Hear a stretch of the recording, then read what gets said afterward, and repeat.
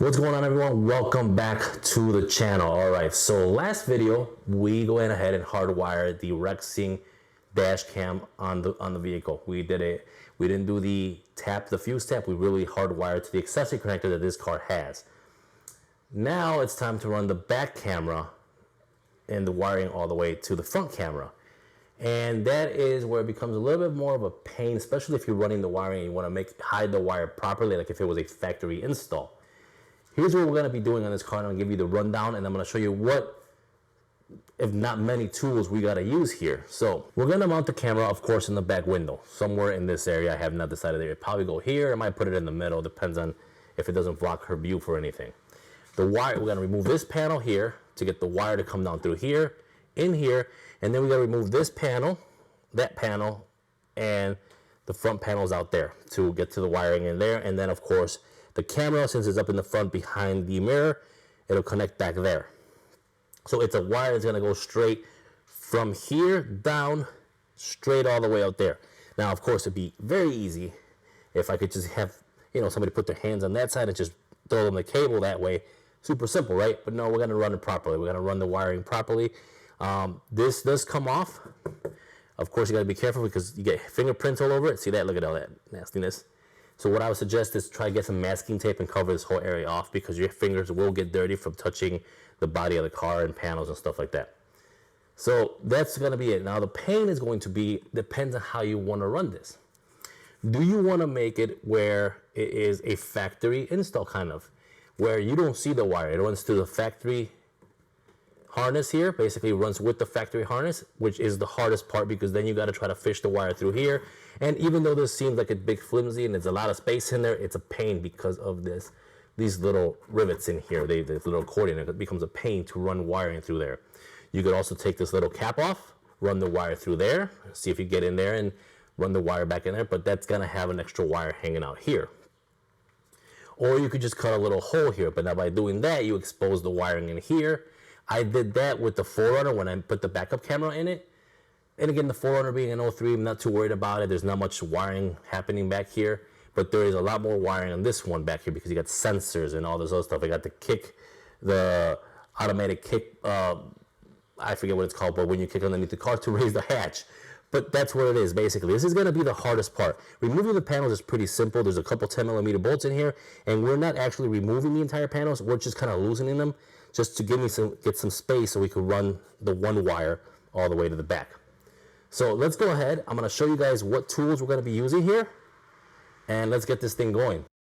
Here are the tools we're going to be using. We're going to start with a 10mm socket and some kind of driver, some zip ties, a trim removal tool, and some electrical tape.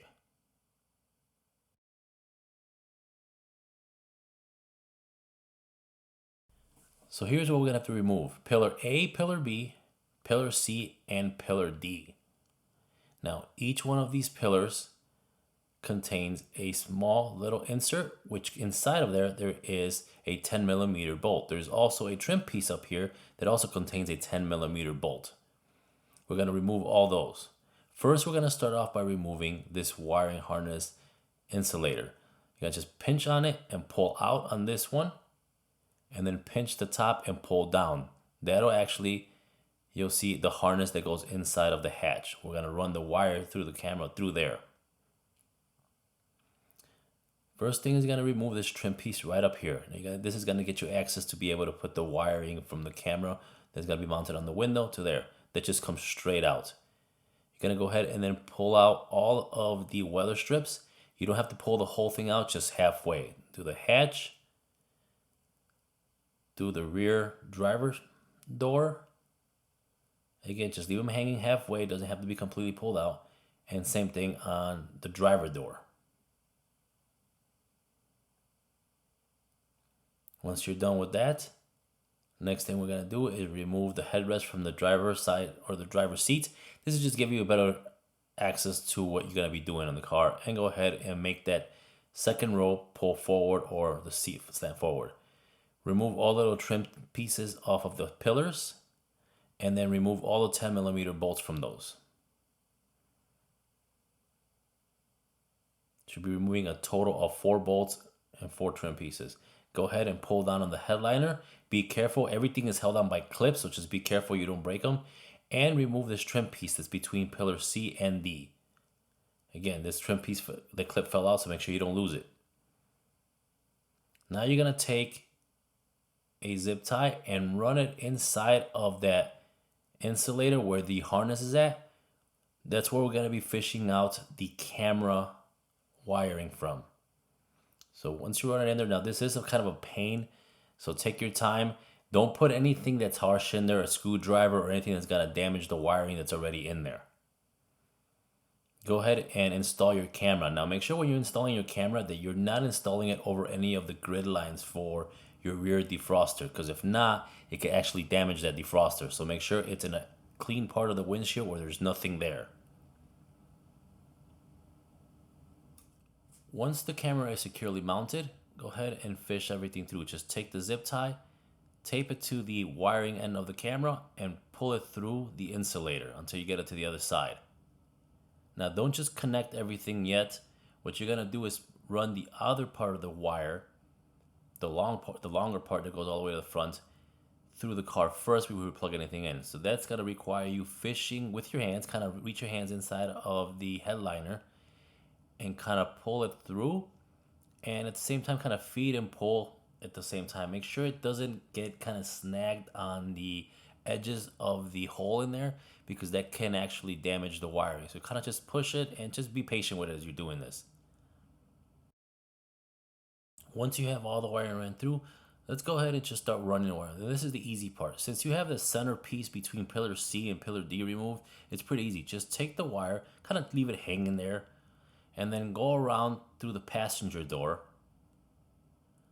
and pull the rest of the wire through. Again, since you have that center trim out there, it's actually pretty easy. Just go ahead and pull the entire wiring just straight through. Nothing's gonna damage it or snag it in this area. Once you have all that pushed through, kind of tuck it all up inside of the headliner. And after this, it's pretty easy actually. It's kind of, you can start putting things back together.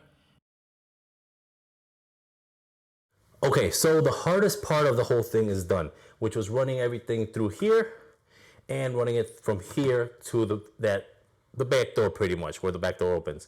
Now it's easier. Now one thing again, listen to my advice. Look at my panel here. Look at this thing. Look how filthy that is. That's because my filthy hands. Of course, you're touching the body of the car here, and you're grabbing this, and your hands get dirty, and that's what happens. Luckily, most of this will be covered by the weather strip. Now, the wiring is already coming out of here. Now, I'm not gonna go I'm not gonna do anything crazy where I'm gonna be, zip tying and moving this out of the way or anything crazy like that. Literally, I'm gonna basically put this in here, stuff it up there, let it hold by this, and then as I put the weather strip back together, the weather strip will hold everything in place. This is not a electrical connection. There's no fire. This is basically a video output or video input to the other camera. It's like an HDMI cable. There's no actual electricity, just a video signal going to them.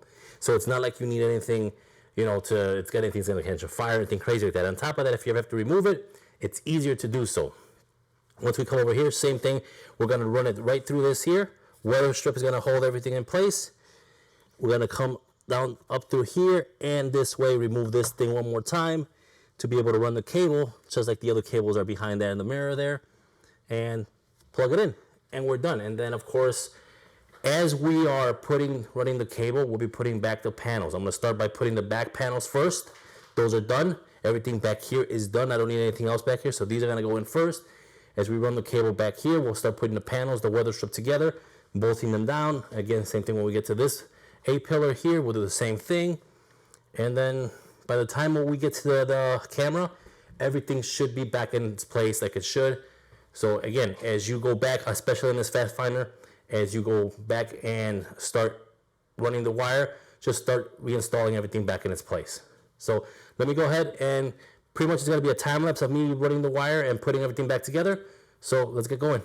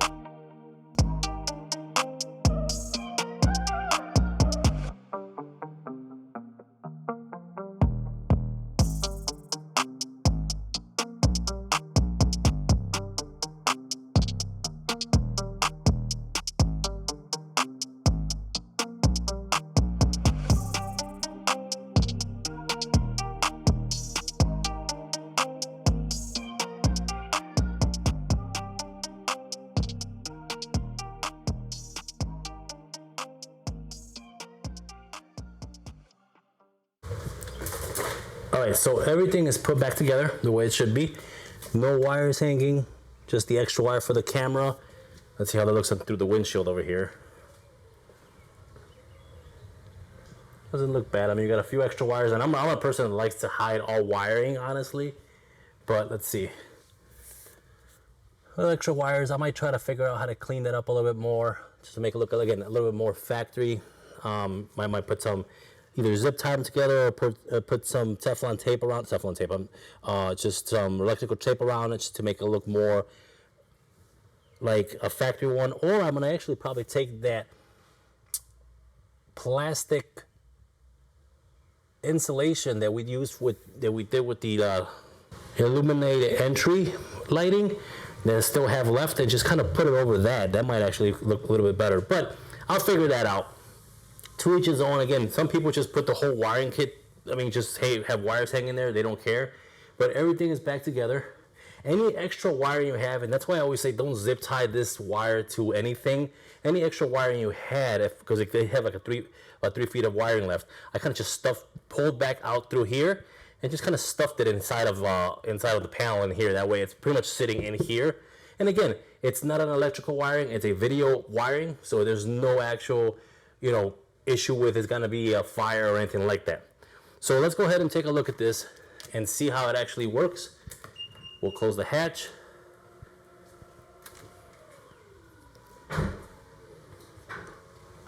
All right, so what I did is I actually turned my car around after I finished doing everything, and of course making sure the camera connects.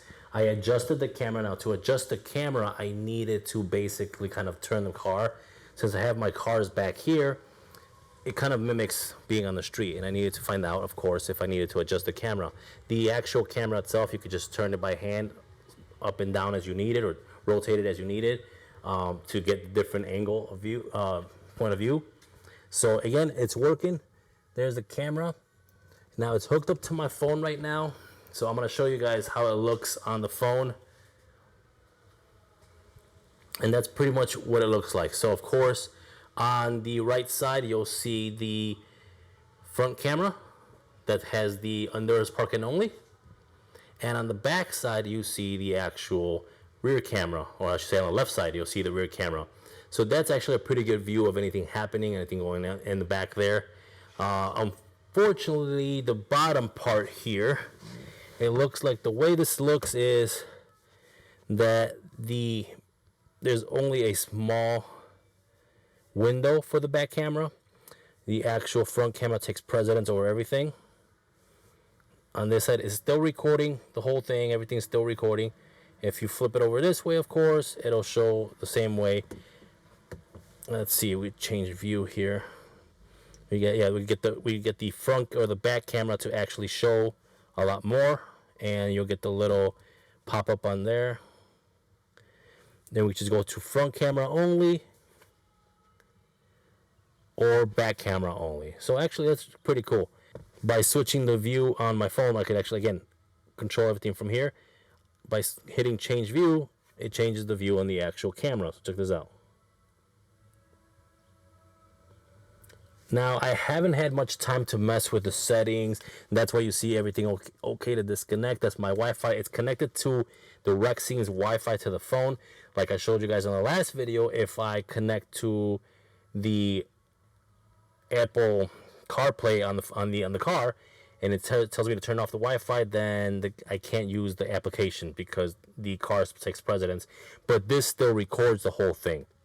Now, I'm pretty sure that while it's recording, and again, I will have a review on this Rexing camera coming up here in the next few videos, but I'm pretty sure that it records front and back, and whatever vision or whatever view I want, I can actually pull up. So that is it. That is the whole install. So you got the front camera done, the rear camera on a 2022 Pathfinder. Every car is different. So basically, if you're working on a different type of car, the install or the wiring is the same. Just make sure that you're taking and being cautious on what you're doing with your particular car. On a Pathfinder, again, you can use the actual accessory connectors that you get from Nissan. You don't have to buy two if you're not doing any other accessories. If you're just doing a camera, buy this little $24 accessory connector, and it makes life a whole lot easier to connect these cameras. So that is the end of this video. Now, the next video you guys are gonna see, we're actually having a family vacation, a huge family vacation.